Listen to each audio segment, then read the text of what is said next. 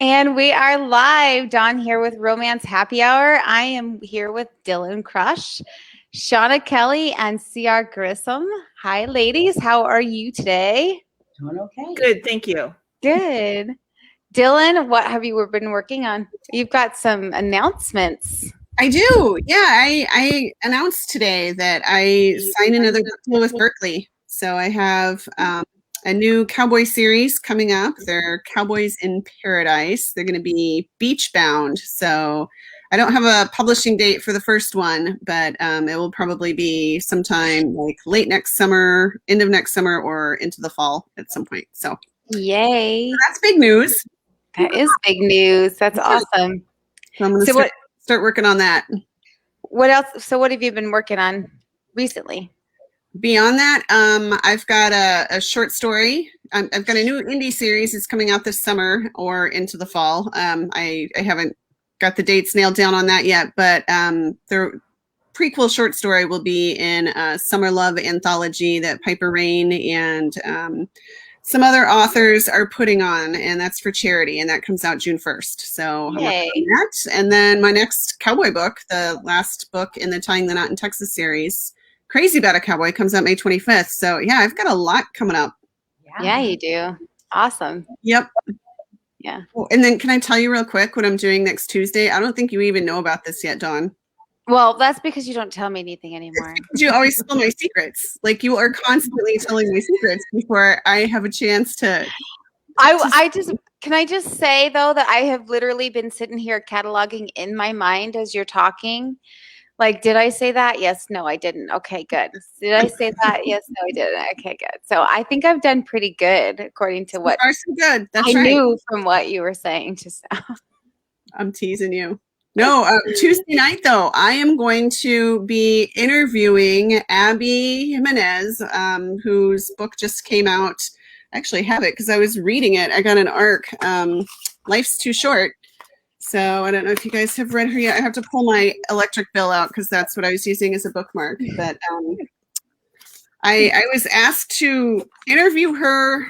She's a Minnesota author also. And so we're going to be doing a live Zoom through the library system. So they have a program called One Book. And so I'm pretty excited about that.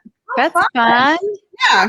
So that'll be Tuesday. I'll put a link up to let you guys know where that will be taking place. Yeah, definitely. These are like library people, so I'm going to have to be good. I'm not going to be able to be your normal spicy self. It's happy hour question. I know. Maybe I won't while you're doing it. Where it's happening, so nobody can find. I'm just kidding. Just kidding. So how about you, Dawn? I know you've got some stuff in the works. What's going on with you? Oh, so much. My agent is shopping a lot for me right now. So I've got my agent working behind the scenes. I'm working on book 4. I can't remember if it's book 4. I think it's book 4. Yeah, it's book 4. I finished Lipstick and Lassos book 3. That's going to be released in June. And I am working on book 4. It's called Cowboys and Christmas Trees. And obviously it's going to be a Christmas book. And so I'm pretty excited about that one. I think it's going to be pretty good. So I'm working on that. And yeah, I just realized today I was doing my marketing schedule between my pen names and realized I literally have a book released every month except for April and May. And so I'm just like, what did I just do? I also signed on just recently to do a small town and box set. So that's coming out in October. So yeah, I got a lot going on. Yeah. What about you ladies? Seana, CR, how about you? I have book 2 of the Sam Quinn series comes out next Tuesday. So that one is called The Dead Don't Drink at Lafitte's. And Christine is actually the one who came up with the title because I'm horrible with titles. And she texted me early one morning, how about The Dead Don't Drink at Lafitte's? I'm like, yes, that's it. Thank you. Perfect. So I'm writing the 3rd one. I'm almost done with that. It goes to my editor next week. And they just sold the audio rights. So the books are coming out. The first 3 are going to be coming out in audiobooks too. So I'm excited about that. Awesome. Yeah. Well, and we skipped a step too because Shauna, you didn't really introduce yourself. We didn't. Oh, sorry. Introduce yourself. That's me. And tell us a little bit about what you write and where you I write apologize. from. No, I'm Seana Kelly. Thank you. I write urban fantasy, kind of paranormal romance, and contemporary romance. And my first book was kind of small town contemporary romance. But this new series that I'm working on now, the first one is The Slaughtered Lamb Bookstore and Bar. That one came out in October. Like I said, book 2 comes out next week. In my day job, I'm a high school teacher librarian, and early in the morning, like 3:30 in the morning is when I write to get my books written. So that's me. I feel ya. I'm 4:30. You were better than me because I can't wake up at 3:30. That is That's dedication. feeling ya. Yeah. And Well, we're glad to have you with us tonight. I'm at the other end of the spectrum. I write until 3:30 in the morning, and then I crash, and then I get up and do my day job, and I'm going down the hallway trying to get ready and get my coffee first. But yeah, it's crazy. My name is C.R. Grissom. I write new adult romance, and I have 2 released books. First, Mouthful. Mouthful released a year ago in March. And book 2 just released this March, and that's Grateful, and that's what we're here to talk about tonight. And I have a short story in this series as well. Beautiful is up on Amazon. And I'm currently writing the 3rd book in this series called Handful. And it's been giving me a little bit of trouble, as well as I guess, with that title. And I am under severe deadline. And so once we stop here, I'll probably be writing until 3:30 in the morning again. So. That's crazy. I honestly think all you night owls are crazy people. Oh man, like 7:30 and I am just ready to pass out. Just ask Dylann. She's always like, Am I texting you too late? I'm just glad that you can always manage to stay awake when we have romance happy hour. I do, yeah. I do. Yeah. I usually drink coffee or tea in the late afternoon in order to get through romance happy hour. So Well, and are you drinking coffee or tea tonight? I am drinking wine. Please. Oh, surprise, surprise. I mean, and honestly, look at this. I'm still in my snowman glasses because I've fallen in love with these glasses. So if anybody knows where I can buy glasses like this that have like, I don't know, Easter bunnies or flowers. I'm surprised you don't make them. I know. I should. You should make some. But it's the style. It's the style of glass Right. that I like. Mm-hmm. So I don't know if Christine is going to talk about this at all. Yeah. So I'll put her on the spot. But Christine is like a side gig mixologist, like master mixologist. Self-styled, yeah. And so yeah, I love making cocktails, and it's one of the things that I really enjoy. My latest win was copying a Mai Tai that was elusive to me, and I nailed it. And it's like, I just saved myself $20 a pop. So. Yeah, so I'm cheap, but I also make really great cocktails. That's awesome. It's a lot of fun to me. I enjoy thinking about the different flavors and what will work with that. But as Dylann knows, as she's been the recipient of, I also do alcohol infusions. So that's my crafty side coming out. So it's my I have this concoction I call Writer's Tears, and it's got like blood orange in it. It has passion fruit, and it has this fruit in it that is actually dragon fruit. So or dragon eyes. No, dragon eyes. So I hit all the genres there, and that just sits for a little bit, and then you filter it out and bottle it up and pass it out to people who will then like you for a long time. I was just gonna say, we were just talking about conferences. So the next conference we're at together, you're like hanging out in my room Exactly. Exactly. Christine is very popular at conferences. I'm sure she is. It's like, Folder bag that has little bottles in it. I do. If you're ever sober at a conference, find me. that's So, yeah, I was telling Dawn before we went live, I said, missed opportunity. If I had had my act together, I should have hit you up for a recipe for tonight. And I always wait till the last minute when it's my turn. And so I didn't want to put you on the spot, but we'll see if we can get you to make up a romance happy hour, like I like it. called romance happy hour. For you, right off the top of my head, key lime cooler. So it's like a cocktaini, key lime cocktaini. So you're going to go with 15 that says cocktaini. Sounds good to us.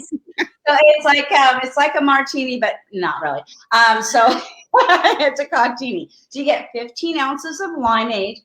You take 15 ounces of Malibu coconut rum, and then 15 ounces of it's Pinnacle vanilla vodka. Yeah. Or whipped cream. No, it's not vanilla vodka. It's the whipped. So Pinnacle whipped vodka. Mm-hmm. Those together. So 15, 15, 15. Mix that all together. It's one of those cocktails that doesn't you don't take a sip and go, oh, that's a lot of booze in it. You take a sip and go, I like that. I need an umbrella and I need a pool. So yeah, try it out. If anybody, tries that out, you try out that recipe, DM me and let me know how it went. Okay. So that's 15 ounces and 15 ounces. Is that going to be enough for one person or two? One. You get a really long straw. Actually, most of my recipes are for I'm making them for girls' night or whatever. And so I'm usually making them by the half gallon or gallon when I'm doing my cocktails. I can figure that out, but it's actually to make a single cocktail, do equal parts of limeade, the coconut rum, and the whipped vodka. Yeah. So equal parts, and so an ounce of each, or that sounds good. Each. Yeah, Melanie is taking notes. It really fits that 3 ounces each. She'll love it. I see Melanie in there. No, not Bacardi, Melanie. It's Malibu coconut rum. Yeah. Mm-hmm. Yeah. Good. Yeah. Oh, that sounds good. Yeah. I'm gonna have to try that. And then try that. Yes. So should we get to reading, Dawn? Yeah. I feel like I should say, if you have any questions for Shauna or Christine, go ahead and pop them in the comments, and we'll get to those as we go on. Yep. And Miss Shauna has agreed to be our first reader today. I don't want to remove you. I want to make you solo. There we go. Okay. So I decided, since it's the second book in the series that's coming out, but it feels weird to jump into the second book. So I'm actually going to read from the first one. So the first one is, there we go, Slaughtered Lamb, Bookstore and Bar. That's our gal, Sam Quinn, on the front. Sam is a werewolf. She is the lone werewolf in San Francisco. She was kind of dumped there when she was 17. She had been attacked. She had been raped and tortured and became a werewolf at that point. And she sort of dumped in San Francisco to either live or die and get on with it. So when we meet her, it is 7 years after the fact. She has opened her bookstore bar and has been working there for years. She still lives a very kind of isolated life. There's still a lot of fear that's in there. She has a number of regulars. She has people who work for her that she doesn't realize she's as close to as she is. But in general, she has a tendency to step back from the rest of the world. There's a lot of scars, both physical and emotional. And at the beginning of the book, she loses there's a thing that happens. And this necklace that her mother had made for her when she was a child and told her never to take off, is destroyed. And then all heck starts breaking loose. That thing that her mother had given her, that had been protecting her for the last 7 years, is gone now. And she finds herself getting pulled into horrific visions that are intended to kill her, that are intended to basically scare her to death. And so that sort of starts at the beginning of it. So that's Sam. That's our main character. The other main character in the book is Clive. And Clive is the master of San Francisco. He is the highest ranking supernatural in the city. He's the one that's basically kind of runs things. He's a very old, very powerful vampire. He has kind of been keeping an eye on her since she's been here. Again, she was a teenager, dumped in the city, and it's his city to look after. And so they're not friends, but he occasionally will stop into the bar just to check to make sure everything still seems okay, finishes his drink, and takes off. So once things start to snowball and bad things start happening, he becomes more involved in her life because now there's something going on that he actually needs to deal with. There's some threat to the city and one of his supernaturals in the city, and therefore he needs to kind of be a part of it. The scene I'm going to read you is a little ways into the book.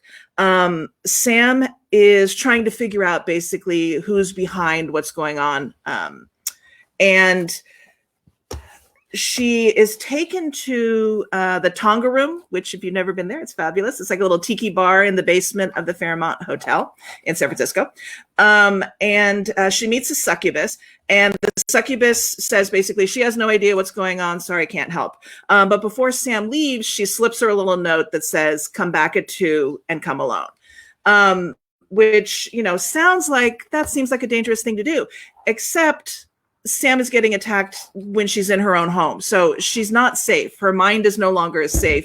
And everywhere she goes, her mind is there. And therefore, there is no safe place for her to be. So the scene I'm going to read is, it's the middle of the night. She's going back downtown to meet with the succubus.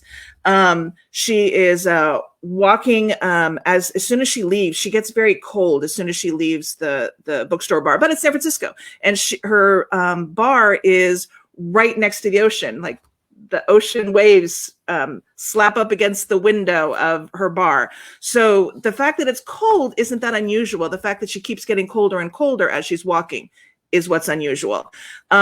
She's just spent a little bit of time with the dragon shifter earlier in the day, Coco. She comes up in the, which is why I'm explaining. She gave Sam a bracelet that's supposed to help basically protect Sam's mind. So Coco comes up in there, and if you're not familiar with San Francisco, I refer to the Painted Ladies, and the Painted Ladies are, if you've ever seen like a postcard of San Francisco, and you've seen those, I think it's 5 Victorian houses that are on the edge of Alamo Square, and they're all painted beautifully, and it's sort of this little iconic vision of San Francisco. So when I refer to the Painted Ladies, that's what I'm talking about. And Sam, even though she is freezing, she's passing homeless people, and realizes that, yes, I'm cold, but I have a coat. I have a bed to go home to. So when I pick up the scene, she's already given away her hat. She's already given away her scarf. Okay, so let's begin. As I neared the edge of the park, a shadow separated from the silhouette of a tree. Caught short, I stumbled to a standstill. Muscles tensed, I prepared for a fight. The shadow moved silently toward me, details becoming clear in the dark. Clive. Will you give your coat away next? The exasperation in his voice helped me shake off the sudden adrenaline spike and continue walking. What's it to you? I wonder. Clive turned as I passed him and kept pace. Why is it I bother to keep you safe? When left to your own devices, you choose to wander the streets alone in the middle of the night. His shoes barely made a whisper on the pavement. Hey, I keep myself safe, thank you very much. One vision. He pulled me out of one vision. Okay, 2. And suddenly he's my guardian angel. Yes, of course, you're doing an excellent job. The broad shoulder brushed against mine before he moved a few inches away. His long black overcoat seemed to absorb the faint light. It looked soft, although I doubted he'd appreciate my petting it. We walked silently side by side for almost a mile. I ignored the rich, subtle scent of his cologne, mostly. Is there a destination you have in mind? Was there anything sexier than a deep British accent, which I'm sorry I can't do? I have no idea where you're going, but I'm swinging by the Painted Ladies before I head downtown. Although I felt far more at ease with him by my side, I needed him to beat it. Tara, the succubus, clearly wanted to talk with me alone. Odd. Any reason you're sightseeing in the middle of the night? Clive never stopped scanning our surroundings. I didn't know what he was looking for, but his being on alert allowed me to settle. Yes. Don't you have important vampire things to do, necks to bite, women to seduce? He turned to me, eyes intent, a small smile tugging at his lips. Are you offering? Flipping up the collar of my coat, I sped up, his soft chuckle trailing. When I crested the next hill, Alamo Square and the Painted Ladies loomed. Glancing over my shoulder, I saw the fog rolling in, blanketing the city behind me. Mist hung in the air. Gloom and weak streetlights had leached the color from the ladies, but they were still beautiful. Buy a postcard. His deep voice was barely a whisper in my ear. Oh, you're still here, stupid sexy vampire. Why aren't you tucked up in your hobbit hole where you belong? You say that like it's a bad thing. I would love to live in the Shire. I'd have a big round door and a fireplace in every room, second breakfast. Let's not forget second breakfast and 11sies. No doubt you would. Back to this evening. Why are you wandering the city alone? Is it the wandering or the alone part that's tied your knickers in a twist? I turned to head downtown, Clive settling at my side again. My knickers are twist free, thank you very much. I'm trying to understand, though, why I have multiple people trying to keep one bookish wolf safe when she has no interest in self-preservation. His coat brushed the back of my hand. It was every bit as soft as it looked. What are you talking about, multiple? Wait, is that why I haven't been able to shake the feeling of being watched? Shoving my hands back into my pockets, I stopped and stared at him. I'm nobody. I don't understand why you care. His gaze took a leisurely stroll down my body before he shook his head. That makes two of us. He started walking again. Come on, keep up. You don't even know where I'm going. Tucking my head down, I breathed into the upturned collar of my coat, trying to stave off the chill. Of course, Clive's nearness was helping too. Good Lord, that man was potent. I'll figure it out. After a few steps, he guessed. Strip club? I moonlight. Snickering, I jogged in place, knees high, trying to warm up. Geez, it wasn't that cold. I didn't know what my problem was. Should have known. He watched me a moment. Is there a reason you're doing that? Yes, there is. A cat sauntered out from behind a car, saw us, hissed, and streaked away in the opposite direction. That was all about you, by the way. I've passed lots of cats tonight. None of them hissed at me. Perhaps you weren't upwind before. He turned his head to study me. Quit it. That's creepy. Look ahead when you walk like a normal person. His gaze was of excellent peripheral vision. Where are you going? When I tugged my collar up straight again to block the wind, he caught my hand, holding it between his two. You're freezing. It's chilly tonight, but it's not this cold. Tilting his head, he watched me. You're trying to keep your teeth from chattering. I can see it. He stopped, and as he was still holding my hand, I was forced to stop as well. I'm fine. He was right, though. I was freezing. This means nothing. He stepped closer, enfolding me into his big, warm coat. Where are you going? Docks. I have a very lucrative smuggling career. I'd appreciate it if you'd back off. I've got cargo containers to unload. He held me close. Seduced by the heat, I gave in, tucking myself against him, my icy fists at his chest, my forehead against his neck. Don't get any funny ideas. I'm just using you for your body temp. Inhaling his scent, sinking into the comparative heat, I shivered uncontrollably. Well, I run quite a few degrees below living, but have at it. This isn't a vision you're in, so what is it? He adjusted, pulling me closer, so none of me was outside the protection of his overcoat. Don't know. Coco gave me a bracelet. She said it would keep my mind safe from the attack. I guess it doesn't work so well on my body. I was surprised by her call. I didn't realize you and Coco were acquainted. Met today, I said through chattering teeth. Every icy breath I took felt like inhaling glass. My fingers had gone numb. Perhaps my blood again? No. I shook my head against his neck, rubbing my frozen nose against his collar. I've already got too much brewing in this body as it is. I did not need more vampire blood mixing with the dragon and the werewolf and the witch already in here, assuming Owen and Coco were right about my mother being a witch. Well, we have to do something, he said, exasperation clear. I don't enjoy snuggling with an ice sculpture. I can suck it up. I started to pull away, but he didn't budge. And as he was stronger and warmer, I didn't fight too hard. Sam, why are you alone wandering around the city? Are you meeting someone? If you'd been home, tucked in your bed like you're supposed to be, this wouldn't be happening. Supposed to be? There is no supposed to be. I pushed at his grip loosened. I hate to break it to you, but you're not the boss of me. I can wander around anywhere I want, anytime I want. He put his hand over my mouth. Shh, I'm thinking. Narrowing my eyes, I crushed his foot under my boot. He didn't even flinch. When I tried to knee him, he spun me around before I was able to even graze his nads. Back pressed to his chest, still trapped inside his coat. Sneaky and fast. I had to respect that. A dark, expensive-looking car slid up beside us and stopped. Are you kidnapping me? My outrage at the thought was muted by my desire to keep warm in his coat. Exactly the opposite. I'm trying to get rid of you. Nice. I rolled my eyes as the driver got out and walked around the car, opening the rear passenger door. Heat on high in the back. Clive shoved me in the car, pushing my frozen body over to make room for himself. The driver resumed his seat behind the wheel, raising the dark glass divider between the front and back seats. When the heat kicked on, I almost cried. Eyes closed, I leaned forward and put my face up against the vents. My eyeballs were turning to novelty ice cubes. The pain was excruciating. It was hard to think. Everything hurt. I heard a curse next to me, and then I was in Clive's lap. His hot mouth fused to mine.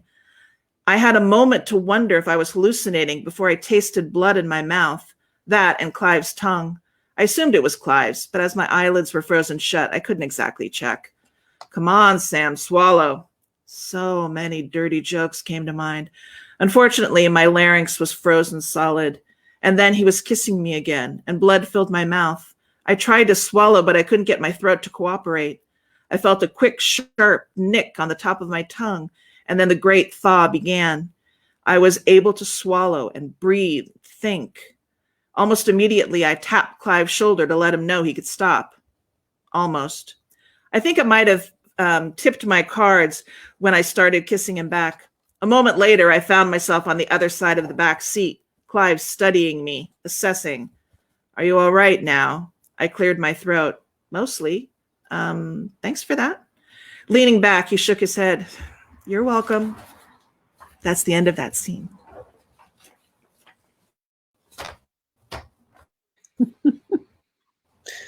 Very much enjoyed that. I love that series. Of course, I am partial. Shauna is my critique partner. And so I love that story. I have loved and rooted for that story for a long time. All right. Poor thing has read every iteration ever made of that story. Those are the good critique partners where, you know, when you send it to them 27 times, they're like, give it to me. Yeah. Yes. Yes. Yes. And I absolutely adore that series. So if you love paranormal fantasy, please pick it up. If you don't, please pick it up anyway. You're going to love paranormal fantasy. So it's a great, great series. I'm really excited. I cannot wait to listen to someone else read this book besides the lovely Shauna with that little someone who can do a British accent. Yeah. And I'm just, I can't wait. Anyway, without further ado, so I'm going to read from Eiffel, which is book 2, and I'm not going to actually read from this because it opens in a naughty way, not terribly naughty, but maybe naughty enough not for PG-13 and this event. So I kind of dumped down in. And I don't want to forget to say that one lucky person will win either, and you can choose. I was going to give away, where am I? I was going to give away Eiffel. But if you haven't read Mouthful and would rather start at book 1, I'm happy to send whatever you want. So that's my giveaway, signed, all that good stuff. Okay, so Phoebe, the heroine, has received an eviction notice. So again, I'm starting a little bit further into. It's really not an eviction notice. It's more of a threat. So there are these security guards that kind of manage her grandmother's retirement village, and they found a way to get Phoebe out because she stayed there longer than 10 days. And so what they've done is come up and basically threatened to report her grandmother to the board, and then it would actually maybe make her grandmother homeless too. So she's got a lot of worries. She just figured out maybe if she stayed at a gym, if she's able to, between school and this gym, she might be able to shower and do all that good stuff. So that's where I'm dropping you into this chapter. I have no other choice but to make it work. Between the gym and the school library, I should be able to keep, study, and shower until sleep, study, and shower until I find a job and save enough money to rent a room. It sucks, but there are plenty of people who are homeless. The thought of all the people Mom forced out of their homes makes my stomach cramp. If I could go back in time and stop her, I would, in a heartbeat. It's a useless wish when reality arrives in the form of 2 overeager security guards with a grudge against Grams and a real threat to her home. I won't let anyone hurt Grams. I lock up my bike and step through the doors of the gym. It takes a moment for my eyes to adjust to the dim lighting. When they do, I'm struck speechless by the guy manning the desk. His dark mane of hair has a slight wave and a lot of shine. Wide shoulders taper to a smaller waist. He's wearing a black sleeveless t-shirt, screen printed with the Pump It Fit logo snug against his ripped chest. He has tanned, sculpted arms, roped with muscle, without the overdeveloped appearance of a dedicated gym rat. Lion eyes, bold and gold, stare back at me. I'm hit with the inexplicable urge to wrap my arms around him and press my mouth against his lips. Odd. I never have strong reactions when I meet a man. It's been my experience they aren't worth the hassle and never match the hype. His lips quirk, but he doesn't smirk outright. What can I do for you? His deep voice is perfect for podcast commercials promoting adults-only resorts. I clamp down hard on my rampant hormones and scold myself for objectifying a stranger. Besides, a guy this pretty will usually know it. He'll break the spell by doing something completely conceited. He waves his hand in front of me to get my attention. Are you a member? Not yet. Is there someone who can show me around? I'd like to see the place before I join. His smile goes wide. Got to make sure the gym's worth the $10 it takes to commit? His smile reveals a slightly crooked canine tooth. The tiny imperfection only adds to its charm, while the overall bundle devastates. I won't dig in my wallet without inspecting the goods. I did not just say that. It sounds dirty, like I'm propositioning him. His eyes light and he barks out a laugh. Fair enough. Let me get my colleague to cover the desk. He speaks into a two-way. Hey, can I borrow you out front? I'm going to do a quick walkthrough. The voice on the other end says, copy. Before I blink, a blonde wearing a charcoal gray shirt with the gym logo embroidered in fancy script arrives. Hi, she says with a smile. Enjoy your tour. Thanks. I'm Tiago, but people call me TJ. He extends his hand toward me. What's your name? Phoebe. McKenna, I finish in my head. I won't use Sharp. I stopped using my legal surname after Mom's arrest, and I had it legally changed. Back in Vegas, our name was synonymous with callous greed. I had to distance myself from Mom's notoriety. The warmth of his hand surrounds mine. The zing from the contact travels up my arm, across my chest, and down to tingle somewhere beneath my ribs. I release his hands. His pupils dilate a fraction. All right, Phoebe, we'll start upstairs. The basic membership provides 24/7 access to all the equipment and free weights. We walk side by side, and I can't help noticing he's nearly 2 inches taller than my own 5'10". Tiago, I can't think of him as TJ because he's too exceptional for a simple nickname, leads me to the second floor. While the equipment isn't state of the art, it's in good condition. The place smells like sweat, rubber mats, and disinfectant. Treadmills and elliptical equipment spread out in 3 rows. Huge ceiling fans mounted in each corner of the room blow cool air over the gym's occupants. 5 flat screens provide news without sound. They're tuned to national weather, and the temp for Las Vegas flashes across the screen. It's projected to hit 101 degrees today. I glance away and notice 4 girls my age tracking Tiago's progress as we walk across the space. Anything besides the basic machinery costs more. He points to a spin class in session in another room. I'm mesmerized by the flex of his biceps. I don't know what's wrong with me. My face flares with heat. I'm embarrassed by my reaction to him. If it isn't a machine or a barbell, it's not included. He talks with his hands, and I follow and read the movement of his arms like I'm reading closed captioning. You'll find the prices on the sign next to the front desk, plus registration sheets if you're interested in classes. They fill up fast. We use the opposite staircase to return to the first floor. Women's locker room is on the left side of the building. Take a look inside. I'll wait for you here. The fact that the locker room is clean and smells like a lemon-scented product is a welcome perk. The walls are painted a lilac color with snowy white granite countertops marbled with black. Restrooms at the university aren't as well kept. The membership fee is cheap. They could charge more. I expected a dump, convenient but seedy. When I exit the locker room, Tiago leans against the mirrored wall, grinning at his phone. I'm pierced by envy. I wish life could be simple for me, too. He hasn't once leered at the women working out or glanced at his reflection. So much for vanity. His gaze meets mine, and the golden warmth of his eyes makes my belly clutch. We don't have a pool or a sauna, but we do have token-operated massage tables. Lordy.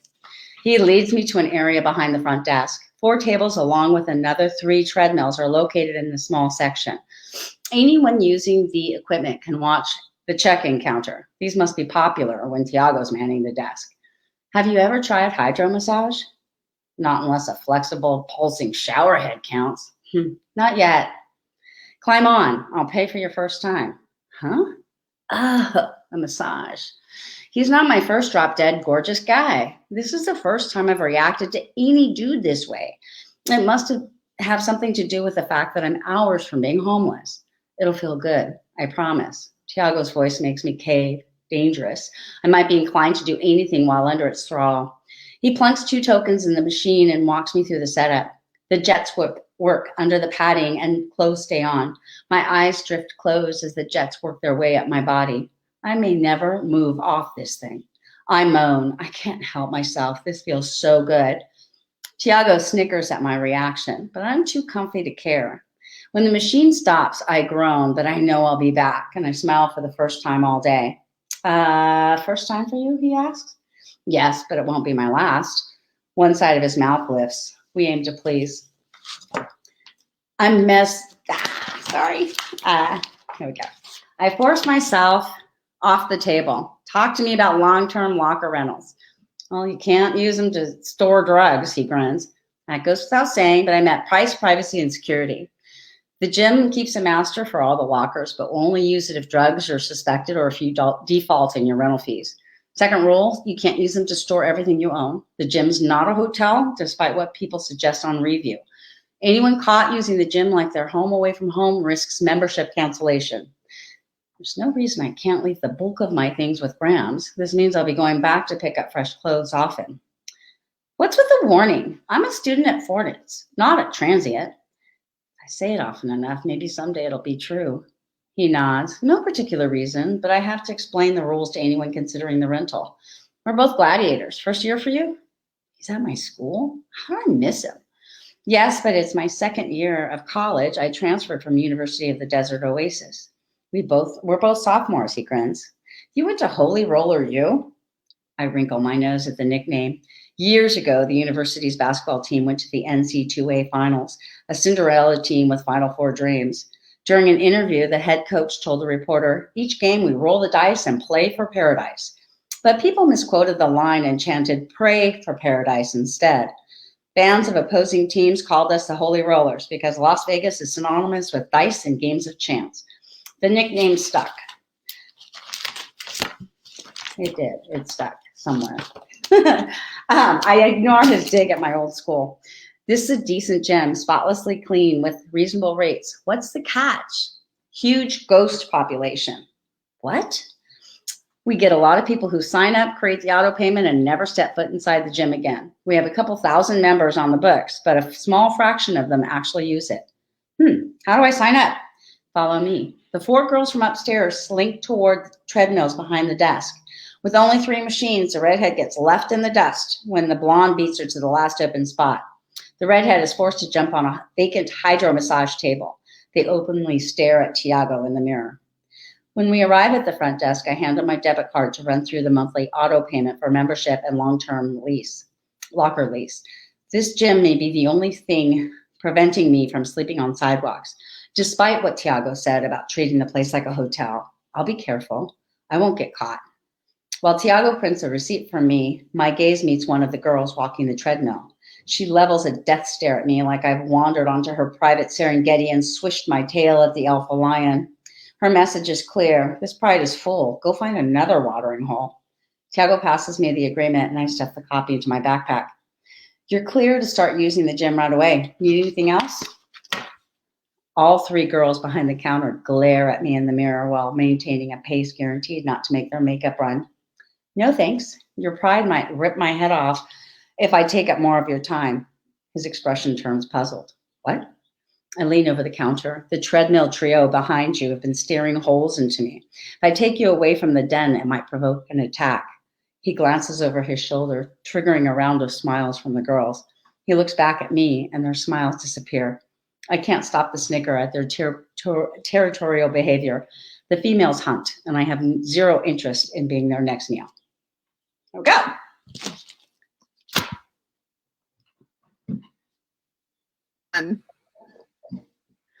So that was the end of chapter 1 for Eiffel. Loved it. Yeah, thank you. Thanks for reading. That was a lot of fun. Thank So, you. and I remember reading the first one and then hearing your ideas for the second one. So I'm glad to see that it Yeah, maybe No, that was great. So we do have some questions that are coming through in the comments. You want me to go ahead and dive in? Let's see. I'll see if I can do the magic thing, Dawn, where we put it up on the screen. Yeah. Oh, but first I have to scroll past all the comments about how good that drink sounds. Yay! I think you hit a good one with that. Let's see. Okay, Karen wants to know. This one is a long one though. Do you have a word count in mind when writing? We get a lot of viewers who are either authors as well, or really like to hear about kind of the, behind the scenes of what goes on with your process and stuff. So do you have a word count in mind when you sit down for a writing session, or do you go based on time or chapters or scenes or anything like that? Shauna, you want to start or? Okay, I'll start. So I do. Yes. Sorry, my.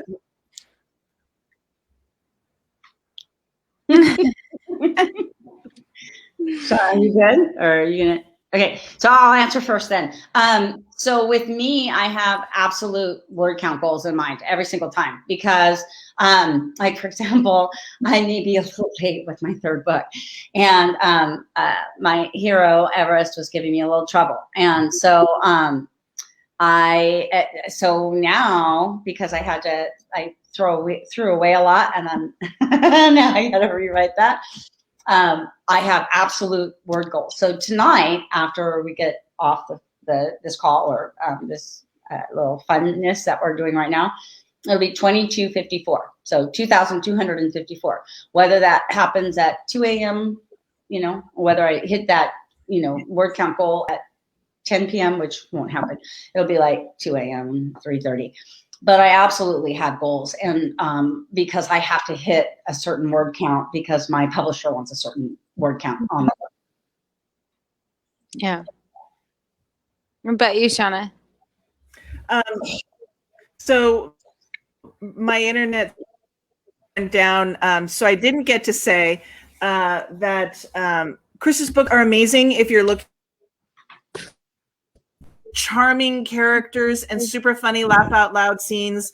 In Mouthful, when she introduced the character of Everest, I remember texting as soon as Everest was on the page. I texted like, he's getting his own book, right? Because I love him. So I'm super excited because Everest gets his book now, which is what I love. So I would be in heaven if I could actually write 2,000 words in one sitting. I can't do that. I am super slow. I'm dyslexic, first of all, and I'm not a good typist. And so it takes me a long time to get things out. I'm kind of more of a looper. I can't just go straight. I have to go back and I sort of loop through and go back over what I've already done. And while I go, even though I know I should do that, I can't help myself. I need to put myself back into the scene in order to keep going. So but I write every single day. And my goal is usually, if I can get to 500 words, okay, but my goal is to try and get to 1,000 every day. Some days I don't make it. Some days I'm lucky and I do. And some days I might get a little over 1,000, but I do have a goal in my head. It's just, I may not actually make it. I'm not one of those fabulous people that can sit down and just hammer out a couple thousand words when I at a shot. Mm-hmm. And I think we've answered that question before, Dawn. Yeah. Do you go count or time or? I do word count. I have Bella Scrivener. So Scrivener, I put in. They have like this feature where you can put in the date you want to be done, and it tells you, and then you get to pick. Like I do Monday through Friday. Pick Monday through Friday because my boys are now in school. Thank goodness. And then it'll tell me how many words I need to write a day in order to reach that goal. So that's what I do. Yeah, I tend to go with word count too. So, yeah. And Karen is always a good source for lots of questions. So she has another one. What genre is on your wish list to write someday? You want to answer that one first, Shauna? You know, I don't know that it's necessarily a wish list, but whenever I read historical, I think, oh, I'd love to write a historical. And then I think about just the amazing amount of research involved in writing historical. And I think, nope, I'll just stick with contemporary. But yeah, maybe at some point, if I didn't have a full-time job and I could devote myself to really digging in and getting the research done, I would love to try and do historical. Now, what time period? What genre and subgenre? I don't know. I haven't thought past. I would love to do that. I mean, I am a big Jane Austen fan, so that time period appeals to me. But I also love the more ancient kind of Highland, Scottish Highland kind of romances too. So it kind of whatever floated my boat at that particular moment, I would dive deep and start doing research on that time period. Now, I'm going to ask you, what's your favorite Jane Austen novel? Oh, I'm all about Pride and Prejudice. Ah, okay. All right. I'm Persuasion myself. Oh, I love that one too. Yeah, that's my favorite. But I'm all about Lizzie and Darcy. I can't. Yeah. there are other ones that I love, but no, that's my favorite. Yeah. Now, what about you, CR? I would say exactly what Shauna said, and for the exact same reason. I love historical romance, but the amount of time that you have, I would go down so many rabbit holes of research. I mean, even now, I'm like, if I don't have my sons around or if Dave's asleep or whatever, and I need to look something up football-wise, it takes me forever. And then I'm down this rabbit hole of trying to look something up. Whereas I could just with that kind of thing, I could usually turn to them. Okay, this is what the play is, and this is what I want to happen. How do I do this? And then I usually get too much information. But if I were to write a historical romance, like Joanna Lindsay, I'm sure for a lot of people, she was the one that you read first when you first discovered romance. And she wrote everything, right? She wrote what you were talking about, Shauna, which is, back in the 1100s and that kind of thing. And then she had a very Bridgerton kind of series too, the Mallorys, and that was really pretty cool too. I love that genre, but I don't have, God, it would take me 2 years to write that book. And then I probably wouldn't write it well because I have a potty mouth and they don't really swear back then. So Sure they do. Yeah. I write historical. I always have like 25 windows open when I'm writing, and I'll spend just a ridiculous amount of time on something stupid like this character is about 800 years old. So what were the popular names 800 years ago? And now what do all of those words mean? And how do they sound? Does the sound fit the character? And I'm spending an hour just researching names and, meanings and whatnot. And then Chris will read it saying, Are you married to that name? Because I don't like that name. Like, damn it, I have to start again. Yeah, I do the same thing. I write historical, but I write American historical. But I would write Regency, but I will not try to do it like not having lived there or, because the research alone would be insane. Yes. I do American because I grew up in the country and I grew up cowboy and all that. So a lot of this, it's just fun to me. And I love historical. That's why I love living here by Williamsburg and Jamestown and all that. And I drag my kids everywhere with me to go see the museums and all that. So, yeah. All right, let's see. We've got a question from Linda. Wants to know, if a movie were made about your career, what would the title be? Yeah, good one. Twister. Does it have to be a real movie title? No, make it up. I just some kind of disaster movie. Yeah. Yeah, the one that just came to mind was Clueless, because I feel like, every step of this process, it's like, and then you think you know what you're doing, and then the next book, everything goes different. And so, yeah, that one comes to mind. I'd say U-turn. U-turn? That's a good one. Yeah, just it feels like I keep going one direction, and then they're like, nope, not you. Why don't you go back again? Okay, I'll go back and start again. I was going to say Hot Mess Mom. I mean, or Hot Mess Writer or Mom Writer. I don't know. Hot Mess is definitely in the title, though. And we have a question from Dawn. Do any of you dictate instead of typing when writing? And would that be easier or harder? Can I just say I love your name? Like, I don't dictate, but I love your name. I don't dictate. My husband bought me Dragon, and I never trained it. I was having some real issues before Mouthful was released, and one of the millions of iterations. I ended up with tennis elbow and golf elbow. One arm had both, and then the other one had just tennis elbow. And it was just getting really hard and painful to write. And so I was trying to get to the dictation part, and he got me the software for it. But it just didn't work well for me in my process, because I can't go back and go, oh, scrub that. I'd be saying that all the time. Wait, I don't want to say that. What do I want to say? Oh, right. Tarsus, yeah. Okay.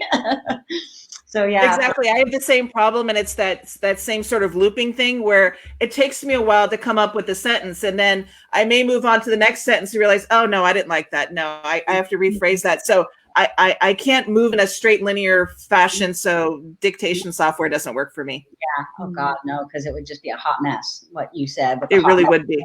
When you go to read it afterwards. Yeah. It seems like it would be 5 times as much work, because then I'd be trying to figure out what the heck it was that I had just said.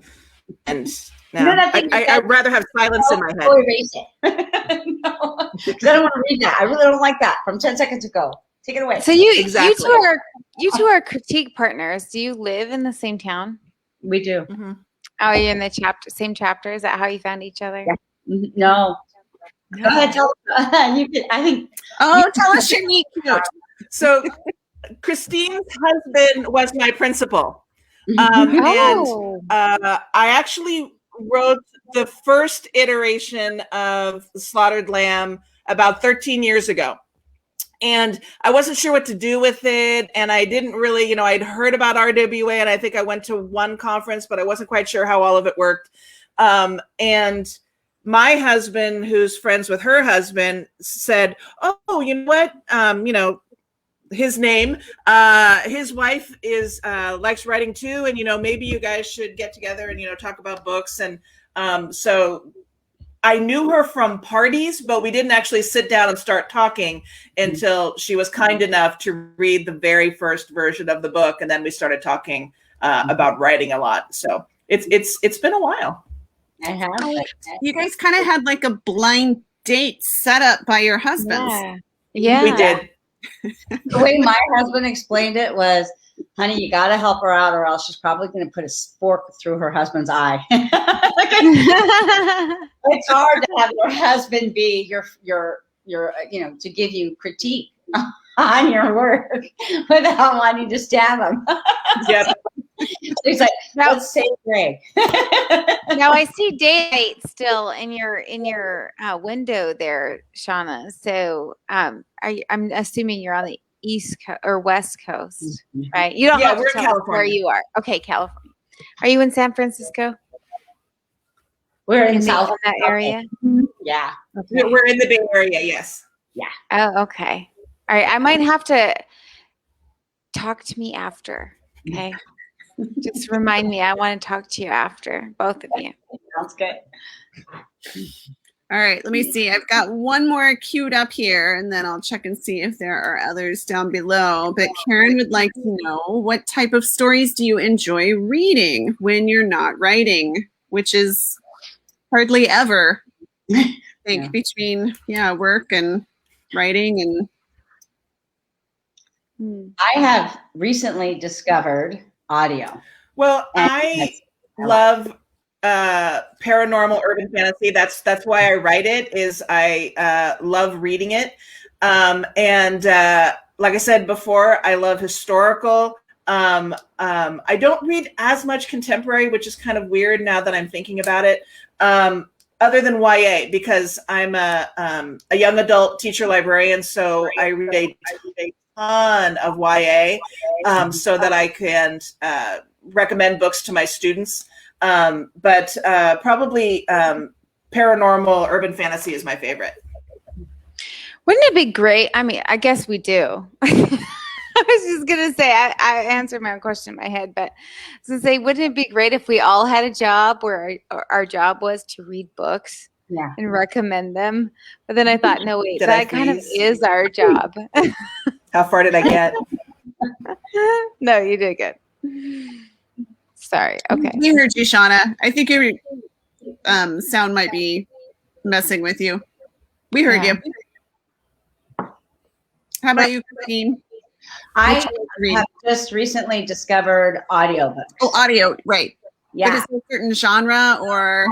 Well, okay, so because I love the genre, I love J.D. Robb's In Death, and there are 50 of them, and you only get like 4 credits a month or 1 credit or some. I am spending a bloody fortune on. I'm not going to wait another month. I'm a reader. Come on, we all know this, And so I think I found 2 free, and then I was like, or not free, but like through the library system, because I always pay. But I think I found 2 through the library system, and then it was like, oh, just to heck with it. And so I have been on an odyssey, but it's because if I'm making dinner, which I don't do very often, my husband would be like laughing at me right now, even saying making dinner. Myself probably eating like leftovers myself. But if I'm doing something else, cleaning up, which I do, if I'm cleaning up or I'm driving or I'm doing whatever, or on my lunch hours at work, if Shauna hasn't given me something to read, I don't like writing from work. So it just doesn't work for me. So I'll either read or like just lately these audiobooks. And it's a way for me to keep stories that are not my genre. So what I don't want to do when I'm writing a story is to read contemporary, because I don't want that voice getting in my head. So right now I'm listening to J.D. Robb's In Death series. That is not what I'm writing about. Right? I'm not writing those kinds of characters or that kind of trope. So yeah, I tend to stay away from, if I'm writing, like I write contemporary, it's new adult, but it's that contemporary kind of thing. I stay away. If I'm if I'm in the middle of writing, if I'm revising and I'm going through and doing that kind of stuff, maybe it wouldn't matter so much, but I don't want to get another author voice in my head while I'm doing my own stuff. Yeah.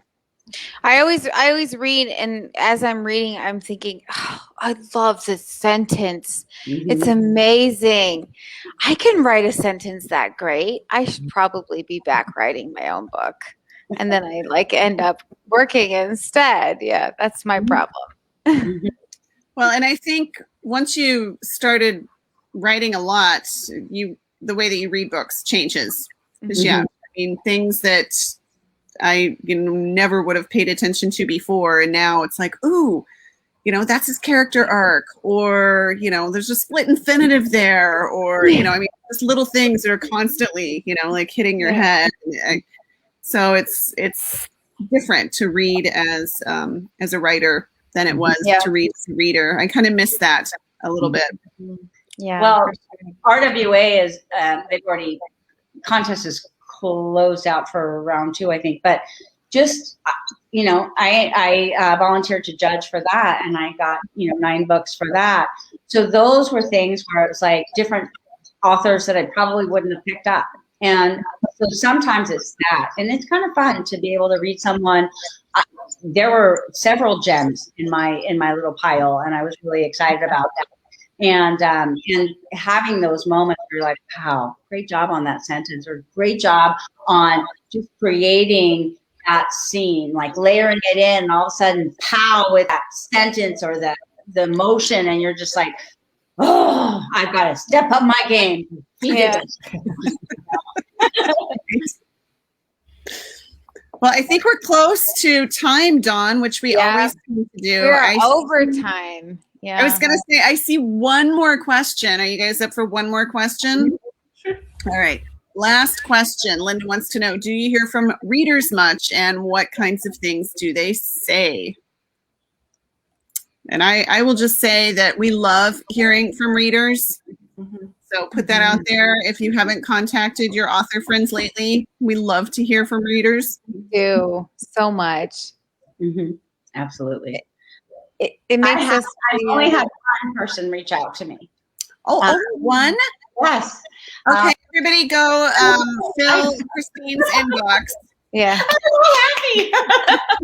Someone that I wasn't related to liked my book. So it's a good feeling when someone you're not related to actually reaches out and tells you that they liked it. Yeah. And it's a really bad feeling when someone you are related to tells you they didn't. Yeah. So. But yeah, it was nice. And then I said something about can't wait for the 3rd book, and that was just really nice. So any readers out there, if you're ever thinking about reaching out to your authors, they probably would love to hear from you. How about you, Shauna? Only a couple. I actually, when my the very first book was a Harlequin contemporary, and I got a message through my website basically saying, "Oh, I liked your book so much," and they sort of went on, and because it was before the official publication date, I thought it was a reviewer. I'm like, oh, great, thanks. I'm really glad you enjoyed it. Which review group are you with? And she's like, I just got your book in my box of books. I don't know. And I'm like, sorry. Thank you so much. And then I've had a couple people on Facebook that have responded to my promo. I loved your book. I can't wait for the next one. So like Christine, not a lot of people, but I appreciate it when people do reach out. It's really kind. My one. I told her she was the president of my booster club now. We've all got to have somebody in our corner, right? Who is this person? Why is she doing that? But I crack myself up, so that's all that matters. Well, on that note, and Dawn is back. So I'm back. I know I don't know what happened to you, but like I told you before we started, we just roll with it. Things happen. Dawn disappears and comes back. We just go with it. It was my unstable internet. Yeah. That'll do it every time. So I have that too. You want to tell people what's coming up, Dawn? We've got book club next week. We do. Yeah, we have book club next week. Who are we? We are reading Hold On. It's a rock star novella from Errol Rivers. So you can grab that. Dylann sounds like she's really in the rock star kind of stage lately. I mean, we just had rock star on the book box, babe. And her book was in there. Yes. So Yeah. her book was one of the downloads in there. So so we're going to talk to her next week and get more info on rocking. So all you that ordered the book box, you don't have any excuse for not being there next Exactly. I'll be taking names. No, just kidding. Anyways, we'll that next week, and then we'll be back in 2 weeks. Yep, for our regular schedule. And ladies, did you want to add anything before we go? Yeah, where can people find you? Shauna and Christine, where can people find you? Shauna, you first. Shauna?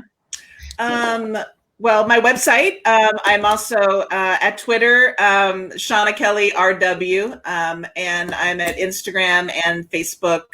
And I have a newsletter, Tales from the Book Nerd, which I'm giving away $10 gift card for Amazon, so you can buy whatever books you want. The first Slaughtered Lamb is actually an Amazon Kindle sale this week, so it's 99 cents. If you want to pick it up, it's cheap. But lots of different social medias where you can find me if you want to reach out. Awesome. And Sia? You can get me from my website. There's Linktree on there, and you can find me at crgrissombooks.com. Okay. Sounds good. And our giveaway will be open through Sunday night. So if you haven't had a chance to pop over there, check out our Romance Happy Hour Facebook page, and it's one of the pin posts, so you can find it up at the top. Yes. And then my winner, just to you'll just let me know which one you want. So we'll post Sunday night, and then you'll just DM me on Facebook, and we'll get your prize to you. Absolutely. All right. We will see you next time. All right. Thanks.